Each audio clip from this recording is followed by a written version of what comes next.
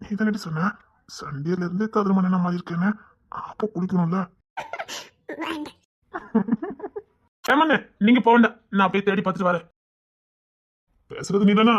ஆமாமா, அவனுக்கு நிச்சயத்தை நின்று ஆகணும்ல. எவ்வளவுதான் பேசுறான் பத்தியாடா. அவன் கல்யாணம் பண்ணி இருக்குல்ல. பேசட்டும் பேசட்டும். இல்லண்ணே, அண்ணனையும் எவ்வளவு வேலைதான் இழுத்து போட்டு செய்வான். அது வந்து ஒதுக்குப்புறமா போலாம், நீங்க கேட்டதெல்லாம் தருவேன்னு சொல்லி ஆசை வார்த்தை சொல்லி கூட்டிட்டு வந்து தள்ளியே நின்னுகிட்டு இருக்கா. ஓய் என்னடி, அங்க 1000 வேலை இருக்குது.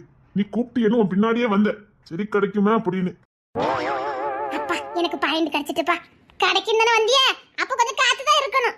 ஆமா, இந்த மாப்பிள்ள இல்ல, எந்த மாப்பிள்ளையுமே கிடைக்காது.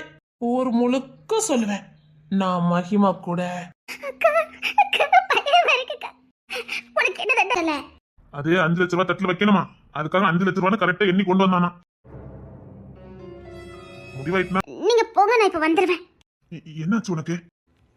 அபியக்காவுக்கு என்ன பிரச்சனைன்னு தெரியல, ஆனா அபியக்காவால ஏதோ நடந்திருக்கு. இப்ப அது சபையில தெரிஞ்சதுன்னா அபியக்கா அசிங்கப்படுத்தின மாதிரி ஆயிரும்.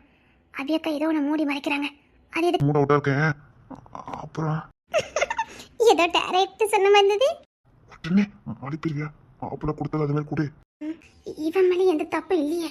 தம்பி மன்னிப்பு கேட்டா ஒன்னும் குறைஞ்சிட மாட்டான், ஆனா சேமல் தான் அதை தாங்கிக்க முடியாது. அதுவும் சரிதான்டா, கூட போன நாளை வச்சு பார்க்க கூடாது. அவன் நீ பேசினோடனே உடஞ்சு போயிட்டான். போ மன்னிப்பு கேளு. அதுவும் சரிதான்டா, வாட்ட விட வேண்டியதா, அதுக்காக அடிச்சிருவியா? ஒண்ணுடா ஒண்ணுடா